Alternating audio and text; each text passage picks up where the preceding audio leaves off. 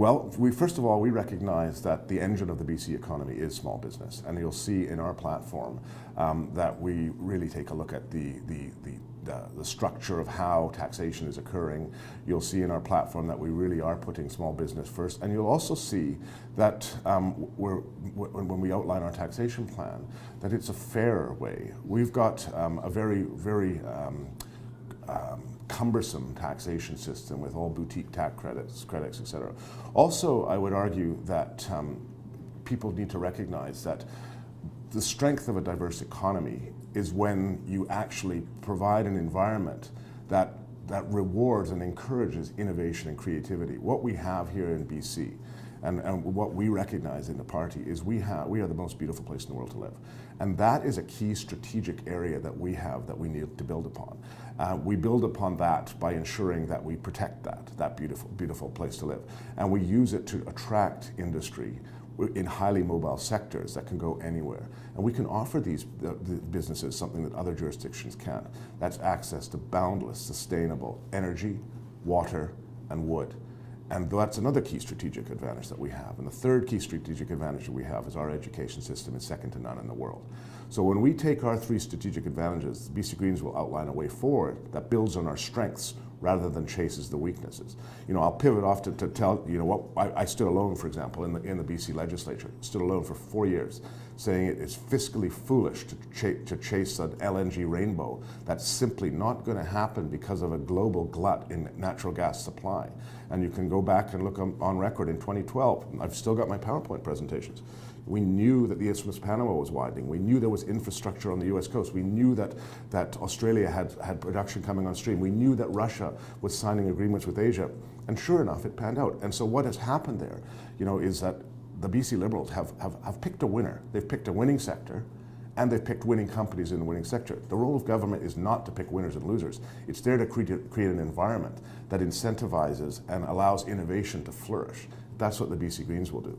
We won't be, you know, we won't be picking winners and losers and then desperately trying to deliver on an election promise by subsidizing, in the case of wood fiber LNG, each and every one of those 100 jobs to the tune of $440,000 per year.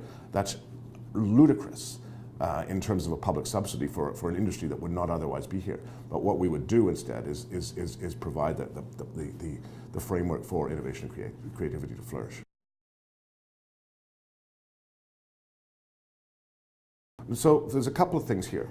First off, with the Montney play, there's no question it's a very important resource. Right now, it's only literally being used because of the liquids in the oil, and the gas is being pumped back down in some cases because there's no market for it.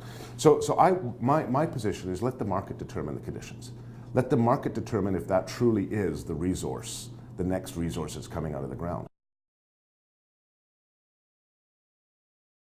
So that's one of the reasons why the concept of basic income is an important concept to start to bring in, because of the fact that we have automation and we have it's the idea of one job, one life.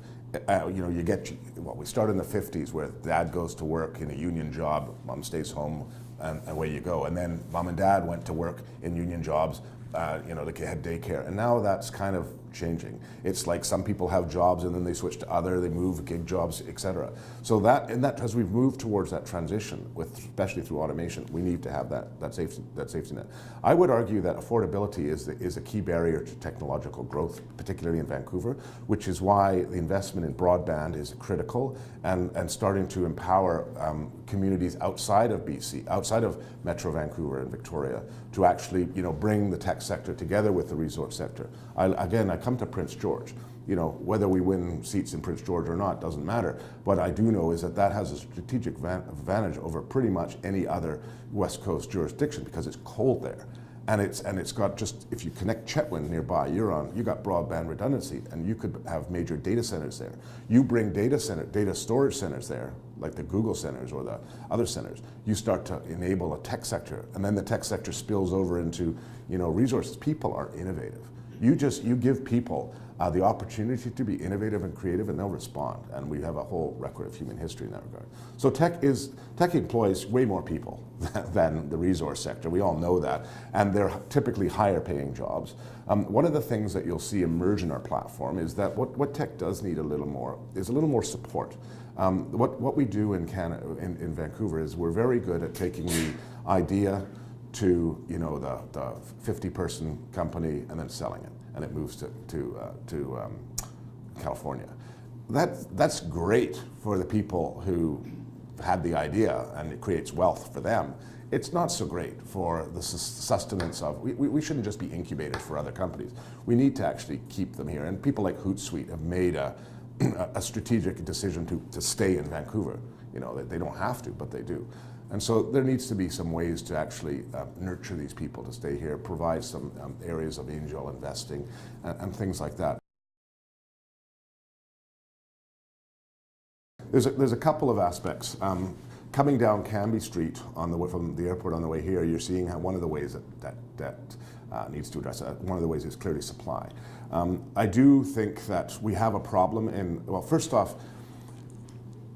going back, I need to take back a little bit, because I stood alone again in the legislature raising this issue about 2.5, 3 years ago, before it was going off, when I was pointing out that there was transactions that were going through bare trusts, where foreign money was coming in, beneficial ownership was changing, houses were flipping, and this was unhealthy, creating a boom. Mike DeYoung, the Minister of Finance, stood up and said he didn't think this was an issue. Okay, that's a matter of public record. So one of the things that needs to be done, first and foremost, is transparency. We still have a problem here. The government has closed that trust loophole for foreign investors. It has not closed that trust loophole for other investors. Property transfer tax, it's a regressive form of taxation, I recognize that, but it needs to be stepped up on transfer of beneficial ownership, not just transfer of title. And that's a huge problem, because what's happening is you have a speculative market. It sort of, in some sense, incentivizes speculation versus home ownership by allowing you to buy a property in trust and have a corporation own the trust and sell that corporation. That's going on in Vancouver. I know that. I know that for a fact.